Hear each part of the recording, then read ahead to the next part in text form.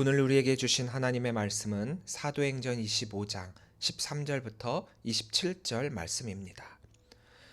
사도행전 25장 13절부터 27절 말씀입니다. 함께 한 목소리로 읽도록 하겠습니다.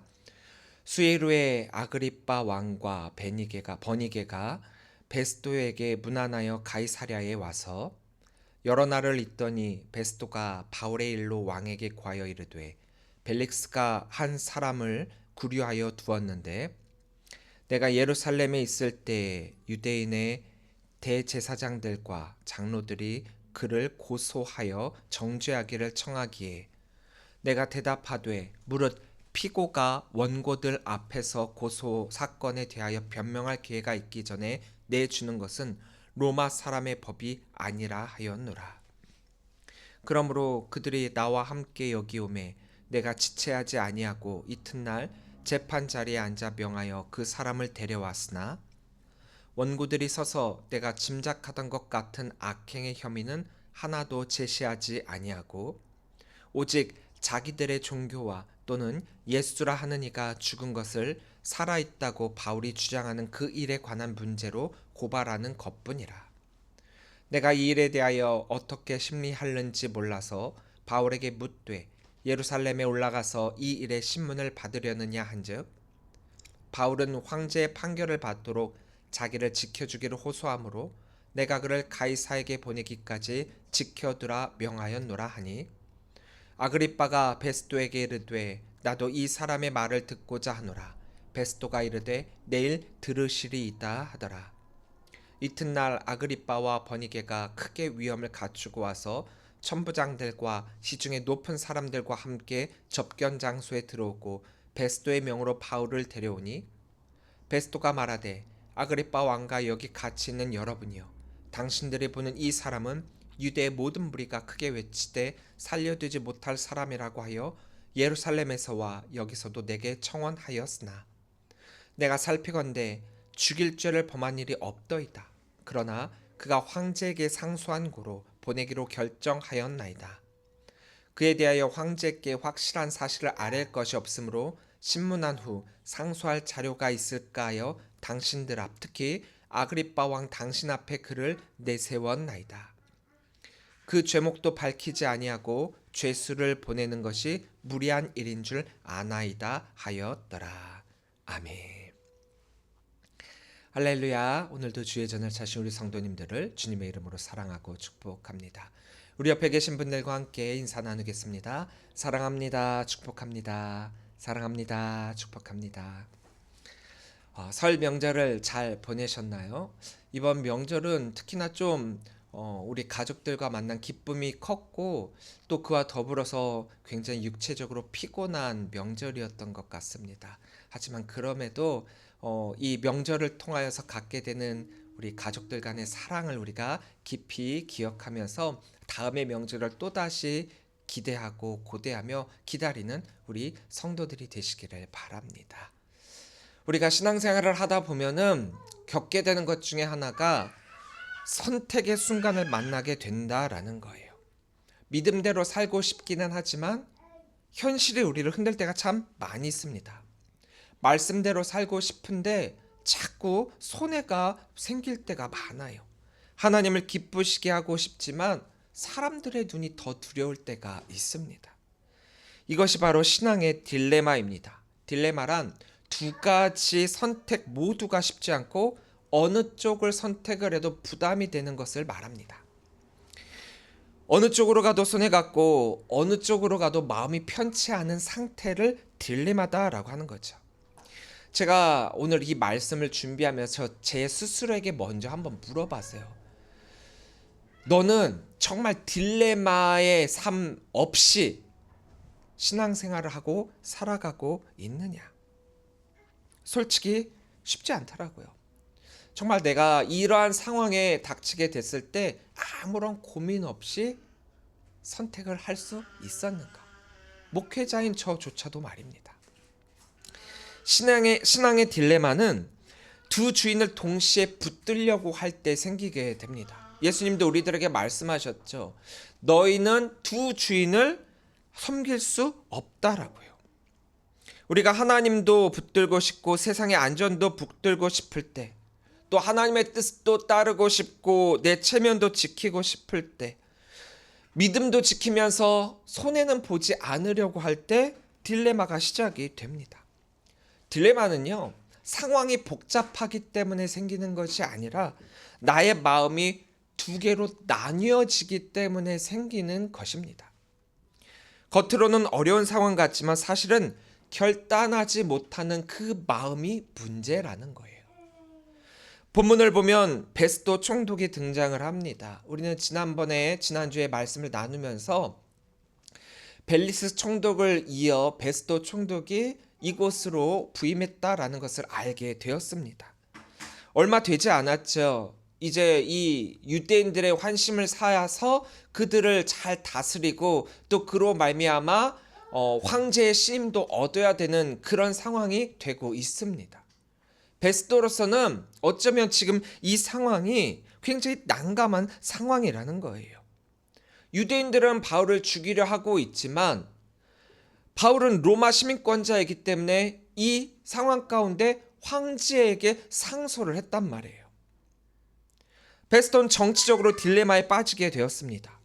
유대인들의 요구를 들어주면 로마법을 어기는 것이고, 또 유대인들의 요구를 이거를 이제 로마법대로 하려고 하면은 유대인들이 원했던 그것이 이루어지지 않으니까 반발이 일어나게 될 것이니까 이곳에 온 지 얼마 되지 않은 초임 총독으로서는 굉장히 부담이 될 수밖에 없었던 정치적으로 굉장히 난감한 상황이라는 거죠. 그러니까 바울의 사건은 단순한 종교적 문제가 아니라 이 베스도에게 있어서는 정치적 사건이었다라는 거예요. 그런 상황 가운데 그런 그에게 아그리빠 왕이 문안을 오게 됩니다. 그래서 베스도는 이 아그리빠에게 이 문제를 가져오게 되죠. 아그리빠는 유대인이자 유대 전통을 잘 아는 왕이었죠. 또 그는 로마의 교육을 받은 자였기 때문에 로마 권력 아래에서 이 로마의 법 그리고 정치를 잘 알고 있는 자였어요. 유대인의 상황도 잘 알고 있고 로마에 대해서도 잘 알고 있는 이 아그리빠야말로 자신의 이 난감한 상황을 벗어날 수 있게 해줄 인물이겠구나라고 베스도는 생각을 하게 된 것이죠. 그런데요, 이렇게 난감한 상황 가운데서도 베스도가 가지고 있었던 마음은 이미 정해진 마음은 있었습니다. 뭐냐? 바울이 죄가 없다라는 거예요. 다만 그것을 자신의 입으로 나타내고자 하는 그것은 굉장한 정치적 부담감이라는 거죠. 18절부터 19절 말씀을 함께 보겠습니다. 원고들이 서서 내가 짐작하던 것 같은 악행의 혐의는 하나도 제시하지 아니하고 오직 자기들의 종교와 또는 예수라는 이가 죽은 것을 살아있다라고 바울이 주장하는 그 일에 관한 문제로 고발하는 것뿐이라. 25절부터 26절입니다. 내가 살피건대 죽일 죄를 범한 일이 없더이다. 그러나 그가 황제에게 상소한 고로 보내기로 결정하였나이다. 그에 대하여 황제께 확실한 사실을 아랠 것이 없으므로 신문한 후 상소할 자료가 있을까요? 당신들 앞, 특히 아그리빠 왕 당신 앞에 그를 내세웠나이다. 이게 문제라는 거예요. 이미 베스도는 알고 있었어요. 지금 바울이 이 자리에 있을 사람이 아니라는 걸 말이죠. 바울에게는 죄가 없습니다. 천부장 루시아도 알았고 전임 총독인 벨릭스도 알고 있었습니다. 그리고 지금 베스도까지 바울의 무죄됨을 확인하고 있습니다. 그런데 그럼에도 불구하고 바울이 석방을 되질 않고 있어요. 왜 그렇습니까? 바울을 재판했던 이들 모두가 진리를 판단해야 할 그 자리에서 정치적 계산을 하고 있었기 때문입니다. 옳고 그름이 아니라는 거예요. 재판장은 무엇이 옳고 무엇이 그른지를 판단하는 자리임에도 불구하고 그 자리에서 이익과 손해를 따지고 있었다라는 거예요. 우리 신앙의 딜레마는 바로 여기에서부터 시작이 됩니다. 진리보다 유익을 선택하려고 할 때 우리는 신앙의 딜레마에 빠질 수밖에 없다라는 거예요. 사실 신앙은 정의와 정치 사이에서 딜레마에 빠질 수가 없습니다. 그럼에도 불구하고 이것을 딜레마다라고 여기는 이유는 진리의 눈을 가렸기 때문입니다. 알면서도 하지 않은 것은 이유가 있다라는 거죠. 알았어요. 죄가 없으면 석방해야 된다라는 걸 알았어요. 그런데 그렇게 하지 않는다. 이 그런데라고 하는 이 말이 바로 우리의 영혼을 망가뜨리고 있다라는 거예요. 바울이 무죄인 줄은 안다. 그런데 석방하면 정치적으로 내가 너무나도 곤란해진다. 죄는 없지만 체면은 있다. 이것은 진리는 알지만 결단하지 못하고 있는 상황을 말하고 있는 것이죠. 바울의 상소를 받아들여 바울을 이제 황제에게로 보내기로 결정은 했어요. 근데 여기에도 문제가 있습니다. 뭐냐? 황제에게 로마 시민권자를 보낼 때는 반드시 거기에 합당한 죄명이 있어야 되거든요. 별것 아닌 문제들은 너희들이 해결해야지 왜 이 문제를 나에게까지 가지고 왔느냐라고 도리어 황제로부터 핀잔을 들을 수 있는 상황이에요. 그러니까 황제에게 보낼 때는 그에 합당한 죄명이 있어야 되는데, 그리고 이 과정에 대한 서술서, 보고서를 함께 보내야 되는데, 불사 바울은 죄가 없어요. 죄명도 없어요. 유대인들이 들었던 죄명이라고는 로마법에 하나도 해당이 되질 않아요. 그런 상황에서 이 바울을 어떻게 황제에게 보낼 수 있겠습니까? 고민하고 있던 차에 이 상황을 모면할 수 있는 하나의 방법으로 이 아그리빠에게 이야기를 하고 그를 통해서 방법을 찾고자 했던 것입니다. 이제 다음으로 등장하는 아그리빠 왕 역시 딜레마에 빠지기는 마찬가지입니다. 그는 유대인의 왕이었어요. 로마의 권력을 등에 업고 있었습니다. 겉으로는 유대인 신앙을 이해하고 있는 사람처럼 보였지만 실제적으로는 정치적 타협 속에 살고 있는 자였습니다. 물론 지금 이 아그리빠는 베스도의 이 말을 듣고 굉장히 흥미를 가지고 있습니다. 바울에 대해서 바울이 어떻게 이야기하는지 한번 듣고 싶다라고 하고 있어요. 그런데 그는 결단하지 않은 자였습니다. 믿음의 진리를 듣고도 자신의 지위와 권력 때문에 결단하지 못하는 모습을 보이고 있다라는 거예요. 아그리빠는 유대인이었기 때문에 또한 유대 전통을 잘 알고 있었고 또 율법도 알고 있었기 때문에 메시아에 대한 약속과 또 바울이 이 상황 가운데서 율법을 어기지 않았다라고 하는 이 모든 상황을 다 이해하고 알고 있었어요. 그러나 그는 지금 정치적 입장과 신앙적 이해가 충돌하는 자리에 서 있게 됩니다.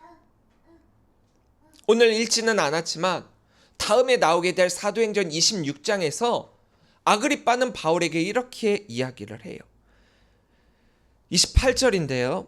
아그리빠가 바울에게 이르되 내가 적은 말로 나를 권하여 그리스도인이 되게 하려 하는도다.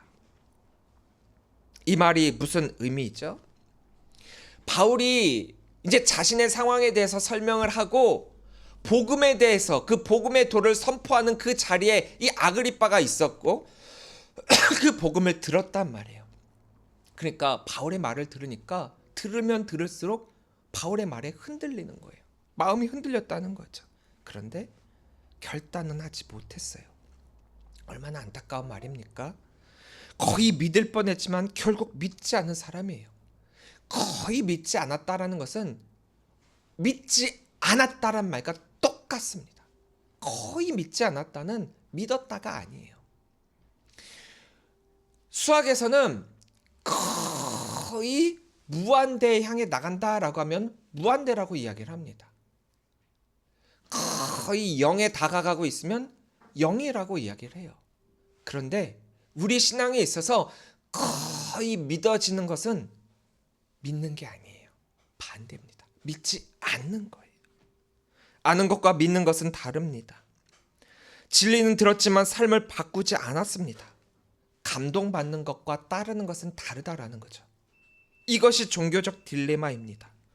믿음이 옳은 줄은 알지만 삶의 자리를 내려놓기를 싫어서 결단하지 못하는 상태, 그게 딜레마라는 거예요. 이 복잡한 정치적 상황 속에서 유일하게 흔들리지 않는, 딜레마에 빠지지 않는 인물이 있습니다. 바로 바울이라는 거죠. 바울은 지금 죄수의 신분입니다. 죽을 수도 있고 감옥에서 평생 썩을 수도 있고, 어쩌면은 황제 앞에 다가가게 되면 목숨을 잃을지도 모르는 상황이에요. 그러나 그는 자신의 처지보다 복음을 더 중요하게 여기고 있습니다. 그에겐 두려움이 없었죠. 계산하지 않았습니다. 눈치 보지 않았어요. 왜냐? 이미 자기 인생에 대해서, 자기 신앙에 대해서 철저한 기준이 있었기 때문입니다. 바울은 항소에게 상소해요. 자신의 목숨을 살리기 위해서가 아니라 로마에 가서 복음을 전해야 한다라고 하는 사명이 자신에겐 있었기 때문입니다. 바울에게는 딜레마가 없었습니다. 그의 인생 가운데는 단 하나의 기준, 예수 그리스도가 자리 잡고 있었기 때문이에요. 딜레마는 상황이 복잡해서가 아니라고 했습니다. 아까 뭐라고 했습니까? 마음이 나뉘니까 생기는 게 딜레마라고 했어요. 딜레마는 기준이 두 개일 때 생깁니다. 하나님과 세상, 말씀과 사람, 진리와 유익. 이 두 기준을, 이 기준 사이에서 무엇을 결정할까 갈팡질팡하다가 그것을 동시에 붙들려고 할 때 딜레마에 빠진다라는 거예요. 어느 한쪽에 대한 확실한 결단이 있다면 결코 딜레마에 빠지지 않습니다. 바울은 기준이 하나였다라는 거예요. 사도행전 20장 24절에서 내가 달려갈 길과 주 예수께 받은 사명 곧 하나님의 은혜의 복음을 증언하는 일을 마치려 하면은 나의 생명조차 조금도 귀한 것으로 여기지 아니하노라. 이미 그는 생명보다 예수 그리스도의 복음을 전하는 그것이 더 위에 있고 더 귀하다라고 여기고 예수 그리스도의 기준으로 채워져 있는 자였기 때문에 지금 이 상황에서 결코 딜레마에 빠질 일이 없었다라는 거죠. 오늘 우리는 어떤 딜레마 속에 빠지고 있습니까? 어떤 딜레마에 살고 있습니까? 믿음대로 살면 살수록 손해를 볼 것 같아서 망설이고 있진 않습니까? 정직하게 살면 살수록 다른 사람들보다 뒤처질 것 같아서 타협하며 살아가고 있지 않습니까? 신앙을 지키려 하면 할수록 사람들과의 관계가 깨져 뒤처질까 봐 침묵하고 있지는 않습니까? 예배와 세상 성공 사이에서, 헌신과 편안함 사이에서, 말씀과 현실 타협 사이에서 갈등하고 있지는 않습니까? 아까도 말씀드렸다시피 저도 이 질문 앞에 자유할 수가 없더라고요. 저도 이런 딜레마에 빠진 적이 너무 많거든요. 복음을 전하는 목회자다라고 하는 저조차도 너무 힘든 상황이더라고요. 이것이 바로 현대 그리스도인들의 딜레마입니다. 사실 신앙의 딜레마에서 벗어날 수 있는 방법은 너무나도 단순합니다. 바로 바울처럼 기준을 명확하게 잡고 있으면 된다라는 거예요. 예수님이 기준이면 선택은 분명해지죠. 말씀이 기준이면 길이 분명해집니다. 하나님의 영광이 기준이면 손해에 익은 부가적인 문제가 될 수밖에 없어요. 베스도는 계산했습니다. 기준이 정치였고 그랬기 때문에 진리를 알면서도 머뭇거리고 있었어요. 아그리빠의 기준은 권력이었습니다. 바울의 복음 선포에 감동은 했지만 결단은 없었어요. 바울의 기준은 복음입니다. 그랬기 때문에 그 중심은 분명했죠. 여러분들의 기준은 무엇입니까? 우리는 이 세상을 살면서 사람들에게는 좋은 사람이고 싶고 하나님께는 믿음 좋은 사람이고 싶습니다.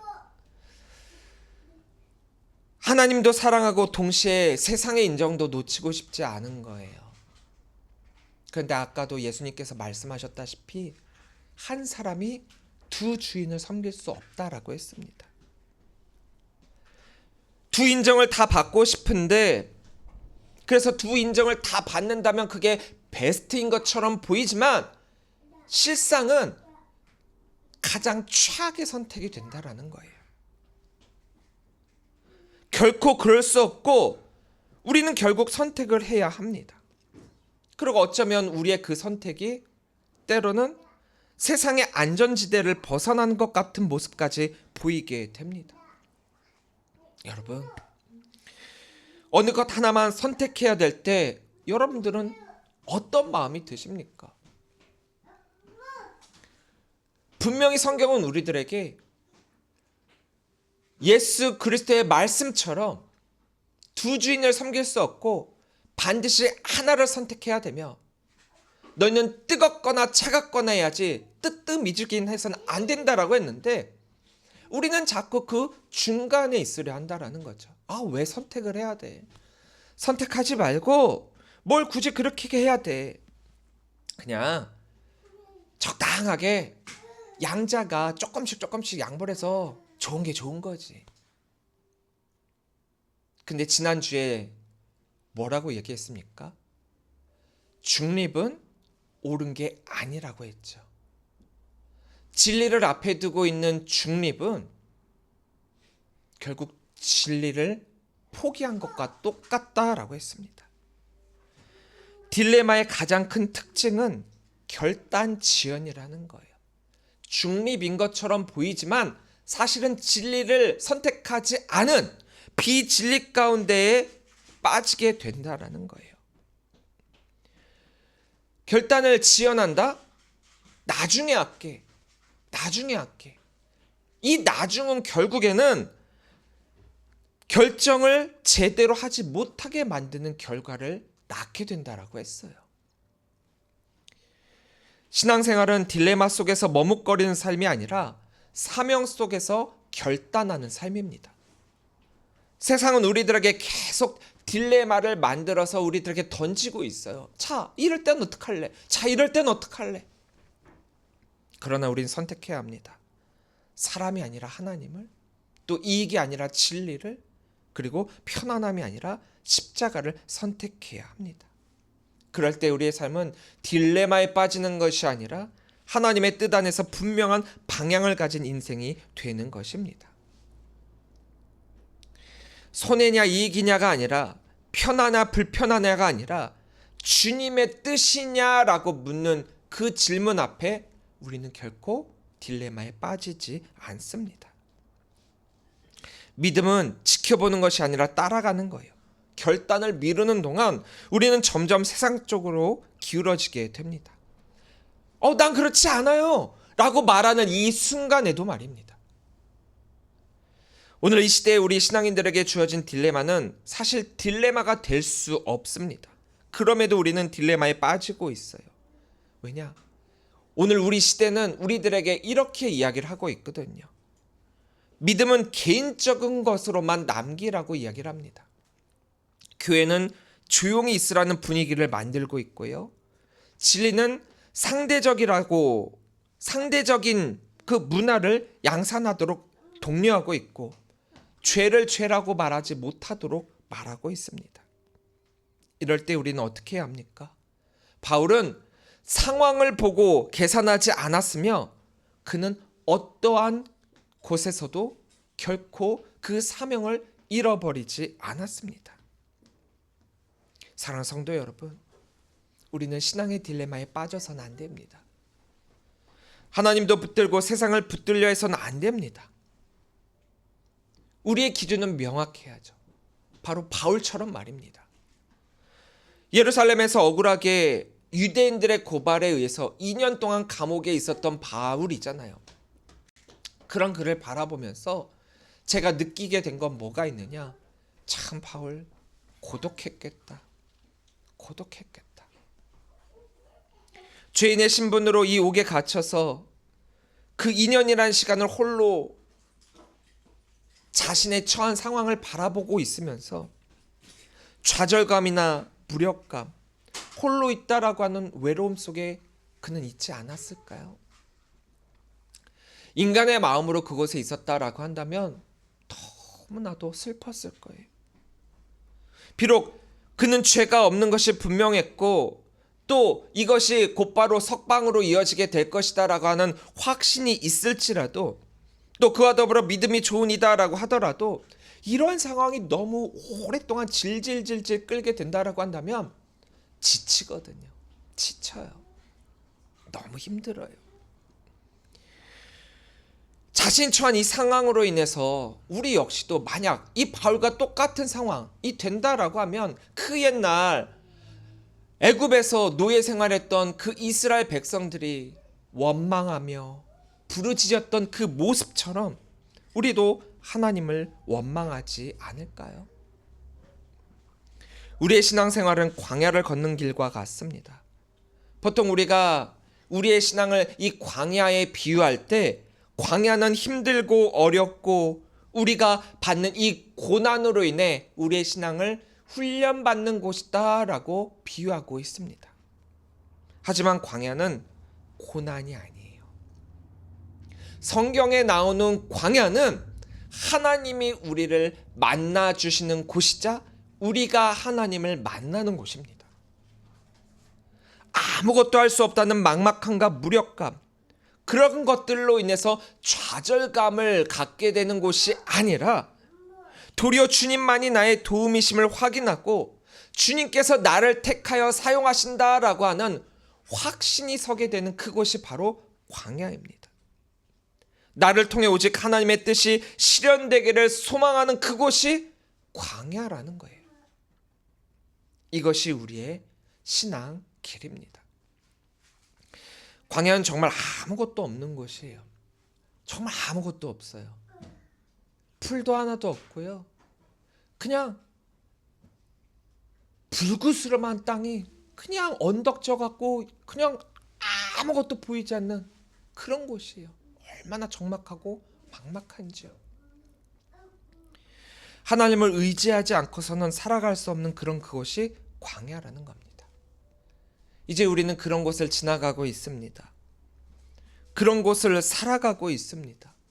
그게 우리 신앙인의 삶이라는 거예요. 바울에게 있어 지금 이 감옥에서의 시간은 광야를 걷는 과정입니다. 그리고 우리에게 있어 바로 지금 이 순간이 광야를 걷고 있는 시간입니다. 여러분, 그 광야를 홀로 걷는다라고 한다면 아무리 믿음이 좋은 사람이다라고 하더라도 지쳐 쓰러져 포기할지도 몰라요. 하지만 주님을 의지하며 주님과 함께 걷는다면 그 광야조차도 우리에게는 기쁨이 되는 우리 신앙의 또 하나님과 만나는 만남의 장이 되는 거예요. 신앙의 딜레마에 빠지지 맙시다. 우리의 마음이 두 가지로 분열될 때 우리는 반드시 딜레마에 빠지게 됩니다. 하나님도 붙들고 세상을 붙들려고 할 때 우리는 딜레마에 빠지게 됩니다. 우리의 신앙은 계산이 아니라 하나님께로의 결단이에요. 타협이 아니라 완전한 하나님께로의 선택입니다. 딜레마가 아니라 하나님께로의 방향입니다. 우리는 하나님만으로 충분한 사람들이지 않습니까? 이제 사순절이 시작되며 우리는 예수 그리스도의 고난에 동참하는 시간을 갖게 됩니다. 매년 사순절이 다가오고 또 이 시간을 겪게 될 때 우리는 그리스도의 고난에 동참한다라는 표현을 쓰지만 그리스도의 고난에 우리가 참여한다라는 의미로 이 말을 사용하지만 이 말은 결코 우리는 예수 그리스도께서 겪으셨던 그 고난을 똑같이 받을 수 없다는 고백이기도 합니다. 그만큼 예수님이 우리들에게 보여주신 그 사랑은 우리가 따라할 수 없는, 흉내낼 수 없는 위대한 사랑이거든요. 그 주님과 함께 걷는 이 귀한 시간을 허투루 보내지 마시기를 바랍니다. 신앙의 광야에 서 있음이 도리어 우리의 기쁨이요 확신임을 잊지 마시고 오늘도 묵묵히 그 길을 온전하게 걸어가 신앙의 딜레마에 빠지지 않는 우리 귀한 성도님들이 되시기를 주님의 이름으로 간절히 축원합니다.